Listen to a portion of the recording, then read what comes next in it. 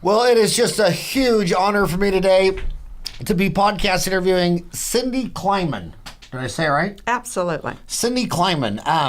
You've lectured at Townie Meeting before, and we get to have you back this year. I'm so excited about that. Cindy has spent her entire career working with the medically compromised patient. She was faculty at Phoenix College for 20 years. She's a national speaker on medical emergencies as well as care of the disabled patient. She also lectures internationally on oral care for critical care patients. Cindy has published in both dental hygiene and nursing journals. She has been profiled in 6 national journals and has received 5 awards for providing unique care. And what I'm so excited about is she's lectured in Japan over 20 times, but this is her first podcast. I'm so honored to be her first podcast ever. So I want to start on that. I can't believe you were born in Phoenix. It's born in Phoenix, absolutely. Because I started practicing in Phoenix in 87 in Ahwatukee. And I don't think I ever had a patient that was born in Phoenix for decades. I mean, usually everybody was a migrant. So how did you get here? How were you born in Phoenix? Were your mom and are you second, third, fourth generation? No, actually, it's interesting. My father lived in Pittsburgh, and his father was very ill. This is like around 1950. And those days, physicians told you if you're ill with lung tuberculosis to go to Arizona. Was it TB? So no, it wasn't. But so my father got ready to move his parents to Arizona, and the day the moving van came to Pittsburgh, his father died. So at that point, he was already all moved. Everything was sold, and they were moving to Arizona, so they just came. So they were moving for my grandfather. He died the day of the moving vans, so my father just moved out here anyways. It was a very different place in the 1950s. Now, you live in Scottsdale, or where do you Scottsdale? Yes, I do. So she lives in the rich section. I live down in the poor Phoenix. And did you bring a gun to come visit me today? Not at all. You had to leave Scottsdale. No and come guns. to Phoenix? I have no guns. It's funny that I'm sure if you're listening to this, you're a young millennial dentist, but lung function serious because there's a lot of retirees in Arizona. And I just was talking to a patient just real recently who lived in Phoenix, but that's a mile. I mean, it lived in Colorado at a mile high. Right. And he retired here, and everybody thinks he retired here for the weather, but he just says he breathes a heck of a lot easier at sea level than a mile high. Yeah. And Richard Nixon, his brother lived in Arizona, but when TB was the big thing. So if you have lung function problems, living at sea level with no humidity is a better breath. So I want to start off with let's go historical because a lot of younger kids. How has hygiene changed from when you started and became a hygienist and taught for 2 decades at Phoenix College? How has it changed from then to now? Great question. I think in my career, which has been outside of the box my entire career, because my very first job was in a rehabilitation hospital. And if you're thinking years ago, dental hygienists were not working in rehabilitation hospitals. Today, I think the opportunity for hygienists is just wide open. That I'm not that unique to work in ICU. I'm not that unique to work in nursing home or rehab. But 40 years ago, it was very unique. It was very unique. But the opportunities today, I wish I won't be around the next 40 years. But the next 40 years will bring huge changes to the field of dental hygiene and opened up. Our model is going to be much more like a nurse practitioner's model. And what kind of model is a nurse practitioner model? They're basically much more independent. They're much more independent practitioners, and I think that is the way that dental hygiene, for those who want to, there will be a huge group who will never want to be outside the box. It's much harder to have a career outside the box. So I think we need those hygienists in private practice. However, for those people who do want to be a little bit more outside of the box, the opportunities are going to really be there. Where for me, it was a lot of banging on doors. It was a much more pushing. And I think you still have to push. You still have to really work hard to open the door, but not as much. So the independent practitioner is any individual permitted by law and the organization to provide care and services without direct supervision. I think it's humans, they always want to believe that what's best and true is in their own economic self-interest. And they never get to see. It seems like dentists have been trying to control hygienists my entire career. And then when they ask for independent practitioners, the dentist is just like outraged. And it's like, shouldn't the patient be first and not the dentist's economic business model? Because where I saw independent practitioner takes off first was in Colorado. I met many of the independent practitioners. They usually were in a town of 1,000 that didn't even have a dental office. Right. Yet the dental societies are fighting against independent practitioners. It's like it's kind of like specialists. They don't want to teach you how to do orthodontics in school. But half of America lives in 147 metros, like the Phoenix Valley. The other half live in 19,000 small towns where I've read that as many as 5,000 of those 19 towns don't have one specialty recommended by the ADA. And you go into a dental school and you say, well, these kids can learn Invisalign. They say, if you want to learn orthodontics, you should go to ortho school. It's like, dude, well, this guy's going to a town of 1,200 and they don't have any specialist. And they're like, well, they should just drive for 2 hours. So talk about independent practitioners. Does that mean you're evil? I am not. No. But I am not. I am not. I think there are many independent practitioners who are doing private care. That's kind of not been my hat. I have been independent, but within a team. Sometimes the team, like when I did homebound care for 8 years with portable dental equipment, prior to anyone having it as a business, it was a public health grant. I did work with a dentist, but she and I were not in the same patient's home at the same time. These were the years she had to wear a beeper in case I needed a Motorola beeper. Yes. Yeah. So we did do that. Or in nursing home care, there is, which I've done 18 years in Arizona, there was a dentist, but we were never there on the same day. When I do hospital care, I am supervised, but I'm supervised by a nurse practitioner, not a dentist.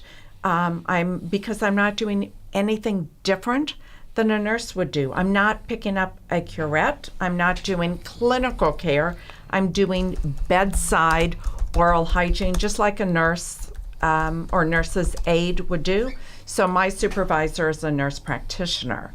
So sometimes when you think about independent care, it's not like I'm out there doing anything in the world I want, but my supervisors are not necessarily a dentist because I'm not a private practitioner. So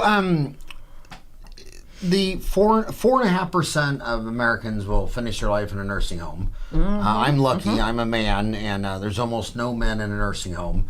Because you're all dead. Yeah, they're all dead. They're all dead. You girls earlier. live 5 years longer than us boys, Right. and which is just not fair.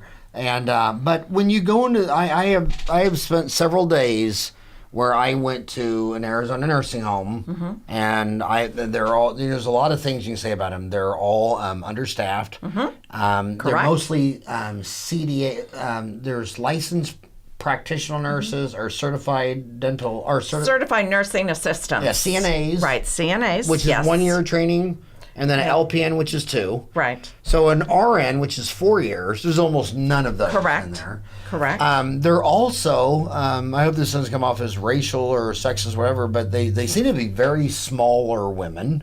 I have never noticed that. Well, there it's a lot of Latino and Filipino. Okay. I mean, in Arizona, it's mostly Latino and Filipino, and so when you have some 6 foot, 250-pound person fall down, they have to call an ambulance. They have to call the fire department, right, to pick them up. And my first thinking of the nursing home is that there should be a state law that says there's got to be a man in here that weighs 200 pounds.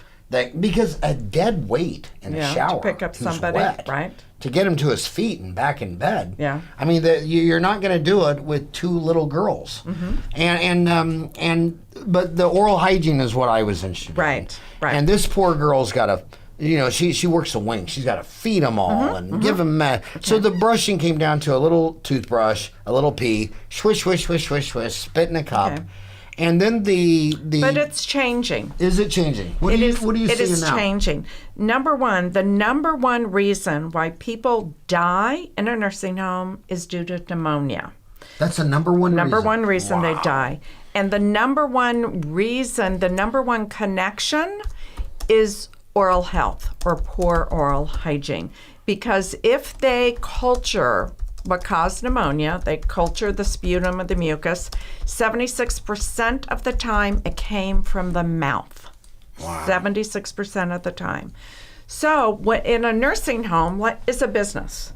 And if a patient has to be transferred from the nursing home to the hospital, that nursing home cannot get paid, and they are losing $200 to $300 per day when their patient gets transferred to the hospital. Therefore, oral hygiene is in their financial best interest to keep the patient healthy. You keep the patient healthy, you are paid for that care.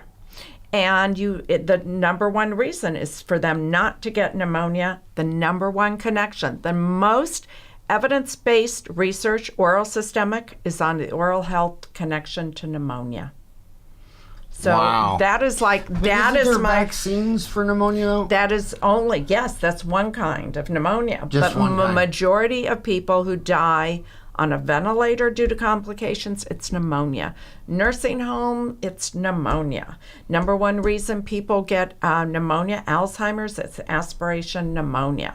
So pneumonia is really changing the game in nursing homes, assisted living, hospital care. It's huge, and the nursing profession knows about it. They are being pushed. The most interesting thing is if you go to, because I'm a hybrid, I work with nurses as much as I work with dental. The nursing profession in critical care has had more push for oral care than any other kind of care.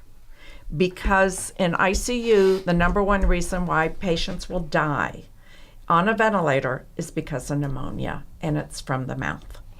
Wow. So it's a huge push.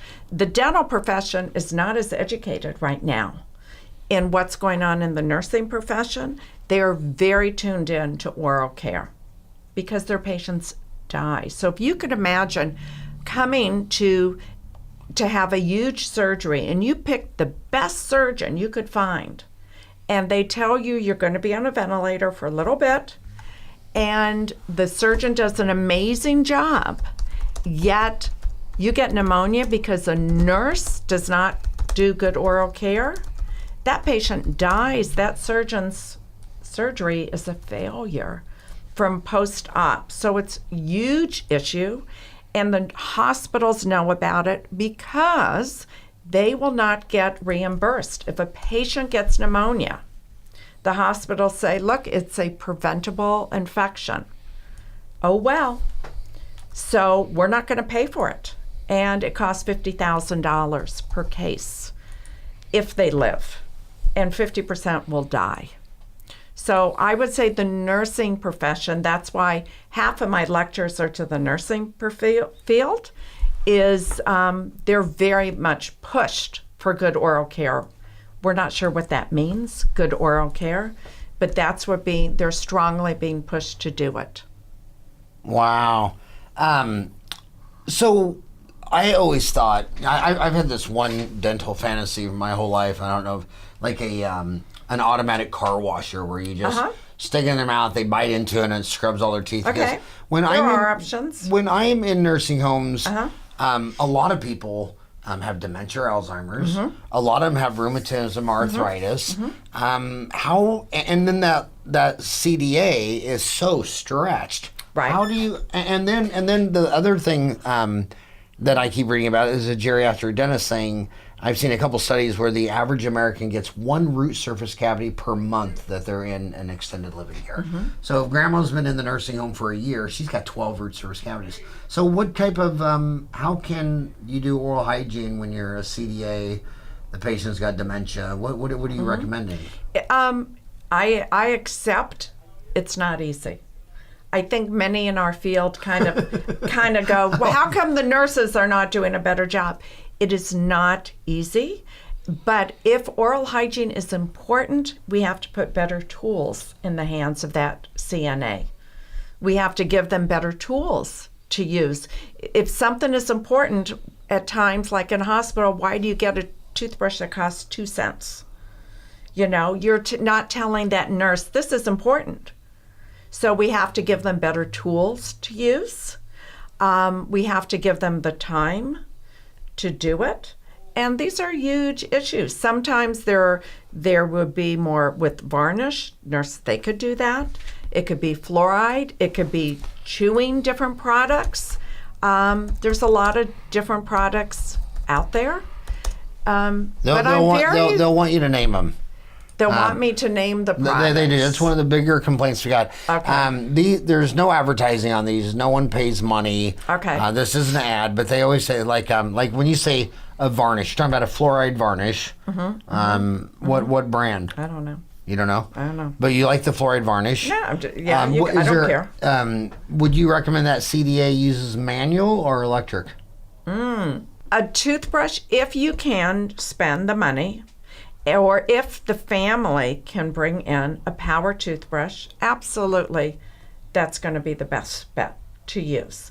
Number one, it's easier for the nurse or the CNA. If it's easier for them, more likely they're going to use it, right? Anything easier and they could do their job faster, easier, and better, they're more likely to use it. I've had patients, if the facility does not have, I talk to the families and bring it in. It's very easy, if the family knows the connection, the oral health connection to disease, to pneumonia, to decay. I always say they bring in Kleenex, they bring in hand lotion, they'll bring in the products as well. So I don't find that an issue. If I'm working in ICU and a family member comes in and they go, what is the hygienist doing in the ICU? This is kind of strange. And I explain what is the dirtiest part of the body. They all go, the mouth. And I said, where's the ventilator? A breathing tube. Where's it going through to get to the lungs? It's going directly through the mouth. And then they go, oh, come on in, hurry, and do the care. So families are very easy. If you just explain it to them, they will do it. They will get me. If I don't have the right products, they will go get it. I have to shout out to my mom. I think my mom is the only person who's listened to all my podcast shows. I'm pretty sure there's no one else. Yeah. But mom was so neat. So many people, when you talk to nursing home people, they tell you a lot of the kids are scared. And my mom was a big believer in visiting the sick and the dying. Yes. And she took me and my 5 sisters to a nursing home. I mean, all the time. Really? And we'd even, back then, you could even take your dog in, Yeah. And our dog's name was Lunatic. And we would go visit him. My mom says, and I remember, I had 2 older sisters and 3 younger, and the younger ones would be scared. Yes. But But I'm telling you, you're supposed to visit the sick. Yeah. And you're supposed to visit the dying. And I think good for her. And it's also about hustle. Like, you have an hour lunch break, and you're 1 mile from a nursing home, and you've never set foot in there. And maybe after work, it's about hustling. I know a lot of dentists now are going in there and applying silverdiamine fluoride to root surface cavities. Right. And there's even a Medicaid bill. Like a lot of dentists, they're upper wealthy areas. They take Delta, but they don't take any Medicaid or Medicare. But you're supposed to visit the sick, the poor, the dying. And I know dentists now that are starting to participate in Medicare or Medicaid. I mean Medicaid, not Medicare.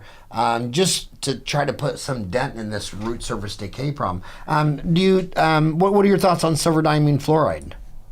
Oh, well, I've been lectured quite a bit by Judy Bendon, who I know you have had here. And I know the results are supposedly very good. So anything we could do, prevention, hygienist is a prevention guru. Right. So anything we can do prevent is much better than to treat. So I think that is great. And your point about people being uncomfortable, when I worked with students for 20 years going into either nursing homes or hospital, I brought hygiene students into an ICU. Talk about being scared or being nervous.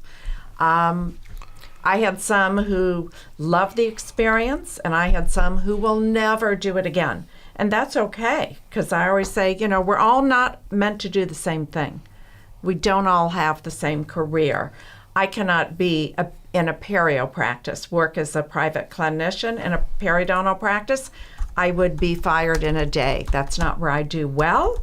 Put me in ICU with the sickest, the most sad, a horrible, sad case in ICU, and I'm right in there, and I could do that.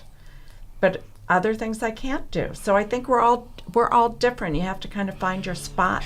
I remember in dental school, the first day of oral surgery, my bestest friend, when he saw the extraction, passed out, landed face first on the floor, and broke his front 2 teeth. And he eventually got over it and all that stuff, but did he become an oral surgeon? No. He's in Santa Fe, New Mexico, and Chris Spear. And there was but then when we did another rotation, we had to go through Kansas City Children's Hospital. Yeah. And it was 4 stories, and the 4th floor was all the oncology. And we had to do a week rotation in there. And I just cried. I mean, I thought those poor girls had the worst job in the world.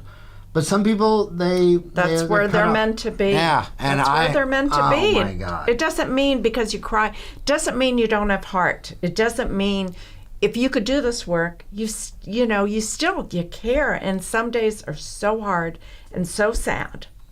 But you pick yourself up and you go back the next day. I remember one of the first patients I asked him, I said, "How are you doing?" And it was this little bitty boy, bald chemo, and he says, "I just want to go to sleep and never wake up." And I had to take a knee. I didn't, what do you do? Broke your heart. Oh, it's like I wanted out of that place so fast. You were at Phoenix College for 20 years. Yes. I want to tell you, you're a big fan of access to care, going into nursing homes, all that kind of stuff like that. The problem we have in dental schools, which I think AT still has addressed, but most dental schools haven't, is that I'll give you the story first. These dentists would be in small towns, by a 2-hour drive from a big city. And they tell me 20, 30 years ago, I can't get any hygienists to drive from Wichita, Kansas, 2 hours down Highway 54 to come practice in my town. And I said, well, this is what you do. You have your local high school do an essay contest of why you want to be a hygienist, and then whoever wins it, you're going to pay the scholarship to go to the hygiene school. And because the only kid who's going to live in a town of 2,000 is a kid born there. Nobody's going to be born in Scottsdale and move to Safford, Arizona. I mean, you're going the wrong way. You're swimming upstream. The only people that truly love and Jack Dillenberg, when he became the dean of AT Still, he said, "Why are there no Navajo Indian dentists on the tribe?" He said anybody that applied from any of these Indian reservations, he was going to accept. And guess where every one of them went when they graduated? Do you think they wanted to go live in Scottsdale? They went back home, They went back to their reservation. Yeah, that's great. And these hygiene schools and dental schools, it's the same thing. You were at Phoenix College for 20 years. Like when I go up to Kingman, Arizona, here's another class. Kingman, Arizona, and then a mile inward towards Flagstaff, there's the mining town. And we were there. My boy was looking at the mine. And I asked the mining guy, I said, what is the biggest problem is your mind? Thinking he was going to say some international competition or whatever. And guess what he said it was? He goes, we need mechanical engineers. But every time a kid from this small town applies to ASU, he doesn't have the high enough grades to get in. So then all the kids that graduate with 4.0s, they all want to be engineers in Phoenix and LA and all these big cities. So when it comes to access to care, until the hygiene schools and dental schools, it should be top priority. You're applying from a town that doesn't have a hygienist. Shouldn't that beat the kid with a 4.0 in calculus and geometry and trig? I mean, there's just, and Jack Dillenberg was, I think, the first one that started saying, okay, this guy's got better grades than you, but you're going to go live in Tuba City, Arizona and practice on the reservation. And the other one isn't. And the other one isn't. And Jack Dillenberg was the one who started the homebound program that I did for 8 years, access to care in private homes. And guess where he is now? So you know he retired, right? Yeah, isn't he in Jerome? Yeah. He's in Jerome. So guess what he's doing in Jerome? I think he's just hanging out. No, Jack Dillenberg, He can't hang out. He just can't relax. The dean of the dental school, the most ambitious, hyper guy you've ever met in your life. I said, well, you're never going to retire. He said, no, I have to. My wife said, I got to retire. I got to go back to Jerome. Yeah. 3 months later, they were having an election for the mayor of Jerome. So now... He's the mayor of Jerome? He's the mayor. He's the mayor of Jerome? Only Jerome, only Jack Dillenberg. He is so hilarious. He's talking about, I'm talking to everybody. I'm going to the restaurants. I'm meeting everybody. I'm shaking everybody's hand. He's the mayor of Jerome. He's the mayor of Jerome. Son of a gun. Had he no owns clue. a house there for a week, and now he's the mayor. And he owned a house a week. Yeah. And he's the mayor. So hilarious. Yeah. Well, he started. Well, I guess he lived in that house for a week. I guess his wife had the house. Okay. But, you know, I had no clue, but he did start. So maybe that'll be your retirement. No, I don't think so. You'll be the mayor of I don't think so. But he started the homebound program. But, so he believed in that access to care many years ago. And when you guys are talking about there's too many dentists and there's too many hygienists and the crowded markets and everything, we have a distribution problem. You know, McDonald's doesn't say we have 38,000 McDonald's because that doesn't mean anything to them that they have a McDonald's for 15,000 people. No, it's 25,000 people now. That doesn't mean anything. Like they have a McDonald's for every 25,000 people. It doesn't mean anything when they say we have 38,000 McDonald's because they don't have them all in one corner. And that's the problem with dentists and hygienists, is they're not spread out demographically even. And it all begins at the entrance. And these, like if you Google dental schools in California, all the dental schools come up on Google search showing what their average GPA was of their freshman class. Well, that's because they're trying to be, we're the best dental school, or we're on U.S. News and World Report, and all this crap that has nothing to do about being a good healthcare provider, which is going where you need and doing bread and butter dentistry where you're needed. And I just wish they would just they get better on their distribution. So, as hygiene school, how's that changed in the last 20 years? From you were there 20 years. No, is it pretty much 20 years? I was there 20 years teaching. Thank you for that. It was my pleasure. It was totally my pleasure. You know, I'm not there anymore, so I'm not exactly sure how things are going now. But it was fun. It was fun while it lasted. 20 years was really a lot of fun. I enjoyed it. Yeah. I enjoy teaching, whether it's the students, whether it's in a course lecture, whether it's in Japan to nurses or family members. That's just only thing I really know how to do is teach. So you lectured 22 times in Japan. My God, and I only taped 3 podcasts, I think, from live from Japan. Yeah. Over the country. I've been in probably every city in Japan.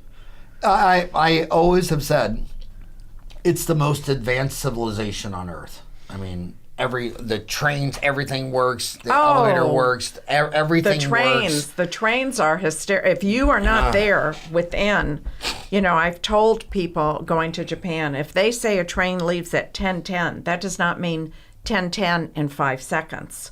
That train will leave at 10:10. Yeah. So you're on time, and it's very. And no one speaks on the train. Oh yeah, not like us. Not here. America, not like America here. are redneck hellbillies. Yeah. But the thing I love about Japan is the culture bubbles up to make the longest lasting cars on the road, Toyota and Honda. I drive one, absolutely. Yeah, I drive a Lexus. I have a Toyota. Mine is 2004. And it still hasn't even stumbled or blinked or whatever. Every time I go into the get the oil change, they're like, "Do you want to upgrade to a new one?" It's like, why? And I know. I have a Camry hybrid. I have 170,000 miles on it. Have you beat me?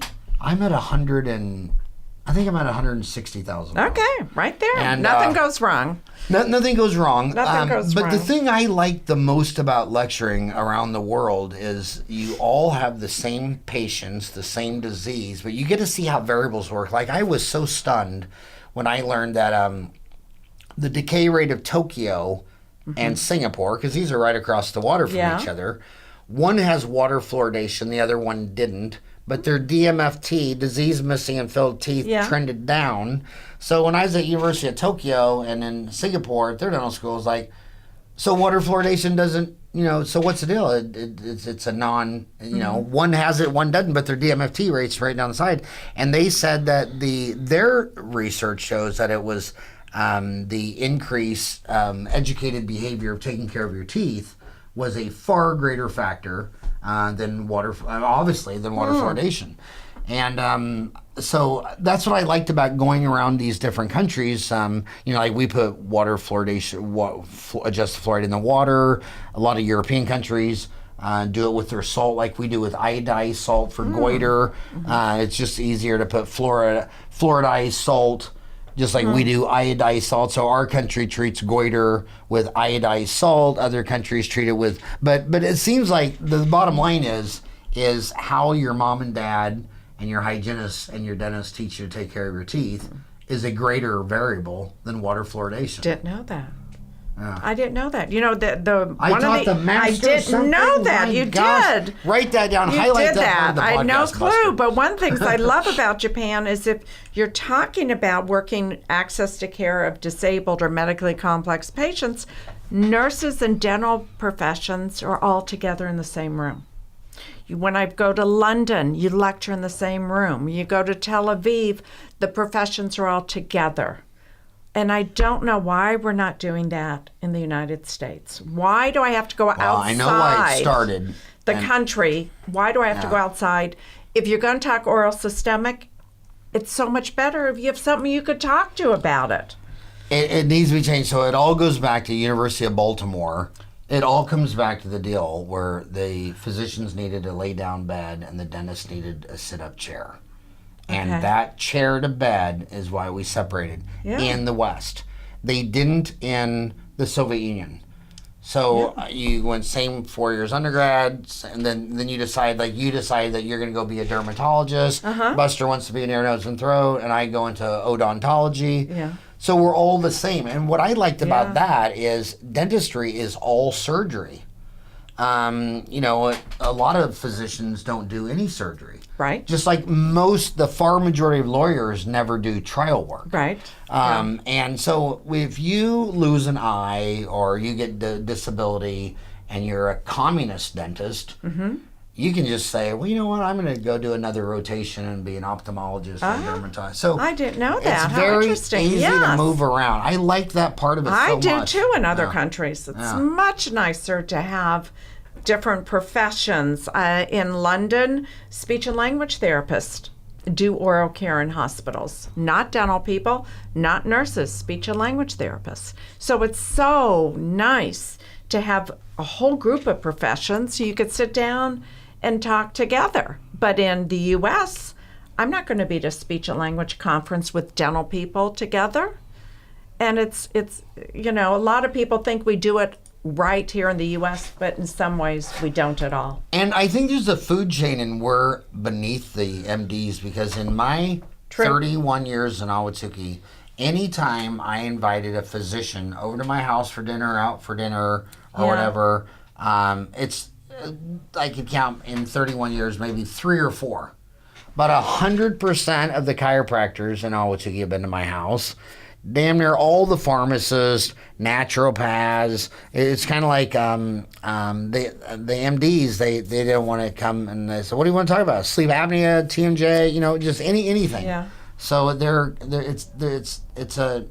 really separated. So you're speaking at Townie meeting, which is what day do you speak on? I'm Friday afternoon. Friday afternoon. How many? So that's about 35 days, about a month away. Okay. Is it a month away? I'll be there. And so what date is, so you're... I'm Friday afternoon. On Friday afternoon. So is that what date is that? That's the March 20. So you're March 22nd. Okay, I'll be So it's there. 1, 2, 3, 4, 5 weeks. What are you going to be talking about March 22nd? And will your course have beer? Those are the. I don't it's drink. Friday. I don't drink beer. It's Friday. What do you drink? I don't drink beer. What do you drink? Just some water? A little Sauvignon Blanc. I could do a little Sauvignon Blanc, but I don't drink beer. I'm so Kansas, I can't even say that word. Sauvignon Blanc. Sauvignon Blanc. Okay, sounds French. Yes. Actually, generally from New Zealand, Sauvignon Really? Blanc. Yes, a little sweet, a little grapefruity, a little sweet. You know what I was most surprised when I lectured in New Zealand is how every restaurant you went to, like America, they all have steak. Right. In New Zealand, they all offer sheep. Oh, And the wines were pumpkin wines. I love pumpkin. You love pumpkin wine? I've never had it in my whole life. I've always told my boys, I said, you know what? Forget college, forget everything. A lot of companies sell almost all their product on one day a year, like Valentine's Day, Yeah. roses, and 2/3 of all the avocados in America are sold on Super Bowl Sunday. I said, if you just got the Halloween wine for Halloween, Yeah. you'd have a $100 million company. Because You got a good if idea. just 10% of Americans bought it just during Halloween, you're the wealthiest Have you person. tasted it before? Oh yeah, Is it good? It's amazing. I love pumpkin. Because people work with what they have local when they eat. So if New Zealand has a lot of pumpkins. yeah, New Zealand See and what I'm Australia, learning. New Zealand and Australia. Yeah. The sheep and the goat and the but anyway, eating sheep and drinking pumpkin wine. So that. Interesting. Well, Okay. I'm gonna Okay, so we're going back. What is my course Yeah, going to what be? is your course My on it? course is going to be, we're going to start with ICU and the connection. tell them what ICU. There might be someone who doesn't know what ICU is. Oh, intensive care, critical care, patients in critical care. And we're going to touch about patients in critical care on ventilators because they're at highest risk from getting pneumonia. And 76% of the time, it came from the mouth. And I'll also show an assessment. Nurses generally did oral care in a hospital blindly, meaning they don't know how to look in a mouth. Everyone got, was one-stop shopping. Everyone had the same oral care, whether you had horrible oral health or you had great oral health, because they didn't know how to look in the mouth. So we'll talk about now, worldwide, how nurses are required to look in the mouth. And how do you teach a nurse to look in the mouth? Do you give them a probe? Do you give them a mouth mirror? What do you do? So I have, I'll share a guide for nurses, and we'll start with that. What is the oral health connection to pneumonia? Why is this important? And then we'll take that patient, hopefully survives ICU, went into acute care, maybe rehab, and all the way into long-term care. And what can we do as dental health professionals for this patient from ICU all the way to long-term care and hopefully to home? And why as I get older, I'm more curious about this stuff. But why is someone usually in ICU? Oh, okay. So, example, I am at Barrow Neurological Institute, which is obviously The number one neurological institute in America. It is the largest neuro ICU in the world. We have 124 beds. Just for 64 of them are ICU. How many beds in Barrows? 124 beds. 64 of them are ICU, and those are patients who either have a brain injury and had neurosurgery, had trauma to their brain, massive stroke. So these patients are often on life support. They're on life support. And that's kind of where, for years, I've done research on the oral health connection to pneumonia. And it's been probably the highlight of my career to work with the nurse practitioner in the ICU, because that research is life-saving. And I could say probably with a toothbrush, I have saved a patient's life. Not with a probe, not with a curette, with a toothbrush. I believe I save lives. So that has really been the highlight I say the end and the highlight of my career is doing research in that area. So we're going to start with that, and we're going to go all the way through. And it's not just a local. I know everybody thinks their local team is the best and all that stuff, but even on Google, Barrow Neurological Institute is the world's largest neurological disease treatment and research institution, and is ranked as the best neurosurgical training center in the United States. Founded in 1961. Damn, that's old. I was born in 62. I didn't know. Is Barrow's is it starting to get mentally ill and decrepit and falling apart? No, they're building more beds. But I cannot tell you how many stories I've heard in 31 years, miracle stories from Barrow's Neurological Institute, where someone else, I got to tell you the craziest story was with a dentist. Nobody could find, but it wasn't Barrow's, it was actually Mayo's. His local town, he was just getting sick, dying. The wife thought, okay, we're in a small town, we're going to go to the biggest city. Went there, and after a day, they said, we don't know what's wrong with your husband, but his organs are shutting down, and he's going to die, and you need to accept that. The wife was just like, you know what, I'm going to bring him out there to Mayo Clinic. Okay. So she brought him to Mayo Clinic, and he almost dead before he got there. Guess what they never checked a male dentist for? A Mercury? yeast infection. A yeast infection? And they put him on nystatin, and he was cured in a day because just the human condition. I mean, if I was really sick, probably the last two things you'd think of is a yeast infection and breast cancer. I would agree. But Mayo Clinic, it's all. They, in fact, she told me, I had dinner with them both, and she told me they said, now which two hospitals you went to? And they said St. Joe and Kansas City. Okay, those are good hospitals, either one. So we're just going to test you for everything that you wouldn't test. Boom, got it right. Son of a gun. And yeah, so you men out there, remember that. But anyway, Barrows, you must have a lot of fun out there. I have a lot of fun. Interesting word, fun. Do I have fun in ICU? I don't know if I would use the word fun in ICU. I have a lot of commitment. I have a lot of passion. I have a lot of purpose to doing it, and it is wonderful. It's wonderful to be able to help nurses do better care, to do research, be involved with a research team in doing better care. But it's hard. It's not easy to be in an ICU. It's not easy to go into those rooms. It's not easy to deal with these patients who could barely open or at all. It's not easy to be with family who their loved one could be dead in a few hours, hopefully get better, but sometimes they don't. So it is hard work. Could be very emotionally hard at times. So if you listen to what she just said, the biggest problem with all the big internet companies, FANG stocks, Facebook, Apple, Amazon, Netflix, Google, is employee turnover. Do you know the average employee? Didn't know that either. The average employee at Apple doesn't even stay a year. And Really? Facebook's only 2 years. And it was Friedrich Nietzsche who said in the late 1800s, 1844 to 1900, he who has a why to live can bear almost any how. And when I asked her if she likes working at Barrows, all she talked about was commitment, purpose, and so I still think, looking back at when I started my dental office, the first thing we did is my group got together, Jack Dillenberg, and started the Arizona Citizens for Dental Health, because I was so young, dumb, I thought we'd fluoridate Phoenix in like 2 weeks. Yeah. I knew as soon as I talked to the 8 city councilmen, they'd all vote for it. Yeah, right. How'd that work? It was every Friday for 2 years. Yeah.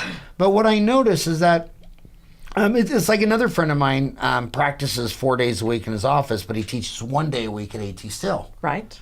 Well, the 1 day a week is his purpose. Exactly. And that gets him through just drilling, filling, filling. I get it. And my team, everybody who worked on that water fluoridation deal, they had so much profound purpose. And humans need hope. They need purpose.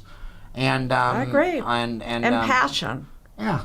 You gotta be passionate about it. Okay, so how many hygienists and dentists have told us over the years that they're burned out and fried? I bet a lot. Yeah. Bet a lot. Because Friedrich Nietzsche would say, because he who has a why to live can bear almost any how. So if you can't bear it anymore and you're burned out and you're drinking beer for breakfast, what advice would you give them to get a better why, a better purpose, a better passion? You have to, you know what? You have to find it. And sometimes I think it's a lot of luck. Sometimes you meet someone who sees something in you that you didn't know you had. And that was my luck, that I was the director of my program somehow knew, this girl was not very good at scaling, so she really is not going to be a great private practitioner. Somehow, it's true. It's absolutely true. Really? And somehow thought I would do good in a rehabilitation hospital working with traumatic brain injury, stroke, and spinal cord. And I said, I don't think so. And she goes, just go, look, interview, see about the job. And I got the job, and this is many, many years ago. And somehow what she saw in me, I lucked out. That I didn't know I had is what was inside of me. And this person brought it out. And I had two wonderful dentists who were my mentors who instilled in me that passion. And I think people get burned out. Maybe you meet someone who gives you an idea on how to do something different or find a different challenge. And then all of a sudden you get that excitement back.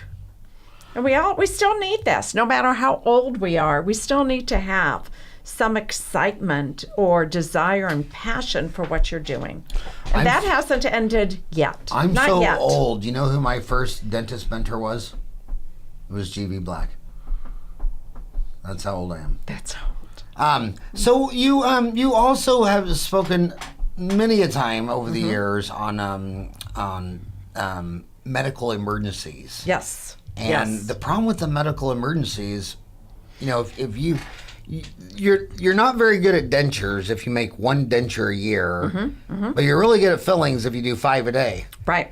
A lot of these guys don't have a medical emergency for 10 years. Okay. And then when it happens, it's like a deer staring at a headlight. Okay, got that one covered for you. That's my other, because I taught that for a decade. That's my other really strong passion is medical emergencies. And you are absolutely right. How are you going to do a good job if you haven't done it in many years? And this is the answer. When I teach classes, they have to bring into the course, like I'm in Atlanta next week, 180 people. I ask them to bring in their AED, to bring in their medical emergency kit, and we go through it. The dental profession is doing an excellent job of buying AEDs, buying medical emergency kits. They put them on the shelf, and they have no clue what's in it. So I have index They don't know what cards. AED is. A defibrillator for cardiac arrest. And what I have them do, because you are absolutely right, how are they going to be sharp if you don't do it all the time, is once a month that I ask someone else, one person in the office, and they get assigned. Once a month, someone goes and they check that AED to be sure the batteries are okay, the pads are okay. Once a month, someone checks the medical emergency kit, and that means from the receptionist to the doctor, so everyone knows. Plus, I have cheat sheets. I have label makers that how you use a certain product, the directions is not on the piece of paper that it came with. It's on the actual drug. Every single thing, what to use, because exactly you were right. People can't remember. And so that's how we do it. They go through it, and I would say the record so far was in Minnesota, where someone brought in an AED, and the pads that you would put on expired 13 years ago. So that's why the course is very hands-on. They bring it in because they know they bought an AED. They have no clue if they have batteries in it. They have no clue if the pads have expired, or where is it kept. So it has to be in a complete team approach where every single person in that office knows where that AED is. Because as a staff member, this is what happens. Someone goes into cardiac arrest. If the dentist, who has not had cardiac arrest patient their whole life, owns an AED but doesn't remember to get the AED because they're in a panic, you should have every other employee who knows where it is. And that's not always the case. And the employees, the staff, follow the lead of the doctor. And as I tell them, dentists are human beings. Panic, it doesn't matter how many degrees behind your name. So if the dentist panics, or I panic, and I taught CPR also for many years. If I panic, help me. I don't care if it's the front office. I don't care if it's the bookkeeper. It has to be a team, and everyone needs to be on the same page. And that's fun to do, too. You say dentists are human beings, but, yes. But then explain why dentists can't swim. Because when we jump in the pool, we just walk on the water, and we can't get beneath the water. Yeah. The one thing I've instilled in my staff over the years at all the medical emergencies is that you don't need a chain of command. You don't need my permission to call 911. I mean, we're all taxpayers. No, but they will follow your lead. Right. However, 50% of the time when there's cardiac arrest in a dentist office, it's the dentist. The dentist is having it? Yes. 50% of the time when the AED has been used in the dental office, it's not the patient, it's on the dentist. Holy You better be sure your staff knows what to do. Wow, I wondered why my staff threw away our AED. That's right. And but the last time we called a 911, I tell my staff, I said, if you're a receptionist, you're at front desk, you're a dry hand, and someone passes out in the waiting room, well, the time it takes to come back and get me, you could have already called 911. And the last time, and I'm so lucky because I'm only exactly 1.0 miles from, I'm at 48th and Elliott, and at 48th and Warner is a fire station. So they're just there like that. Excuse me, sometimes they're not waiting for you. They're at another call. Yeah. And if you call 911, they may have to come 10 minutes away because they were out on another call. Yeah. That sometimes happens. But some woman passed out, and everybody up front said it felt like a bowling ball hit the floor. Sure. But my office manager immediately called 911, and by the time I got to the front, she was already hanging up on the phone. And when you look at some of these deaths in Arizona, where the staff is running down the hall trying to find other doctors in the deal, and no one had called 911. Yeah. And then later in the lawsuit, they say this kid asphyxiated in the chair. They sat the chair up, so the child lost its airway, and then the staff left the dental office looking for other doctors in the building. Yeah, you can't leave and a no patient. One called 911. Yeah. And it's you don't need to ask a patient to call 911. You do not need informed consent. And the other thing I look at is like, you pay a lot of Americans, you say, what's the most expensive thing you did with all your money in all your life? They're always going to say their house. And it's always taxes.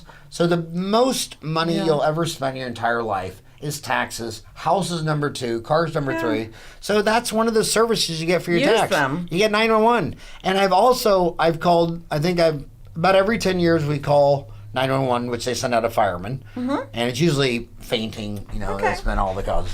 And and then I've called 911 twice on a patient that's gone off over the top on my staff. Up there at the front desk, dropping F-bombs and I just tell them, I said, leave right now. I'm going to call 911, and then they answer with profanity. So it's like, okay, I call 911, and then when the cops got here, they said, well, he's gone now, so are we good? And I go, no, I have his chart. Here's his freaking chart. Here's his address. He embarrassed everybody in here. She's shaking she's shaking. But anyway, I got to tell you my funny story. The first time I did, I thought, I was so young and dumb, I thought, well, he's going to go before a judge, and I'm going to go down there, because they told me. I went down there, I thought she might want to hear my story. Yeah. They didn't get to me. You know what she said? No. Some judge, some woman says, what did I tell you the last time you were in front of me? What did I tell you? So he'd been there before. She sent him to jail. Oh. She told him, she said, I told you I never want to see you again. And now, what am I looking at? Good you for again. her. Yeah. So yeah, 911. When patients are dropping f-bombs and being completely inappropriate, they're called police officers.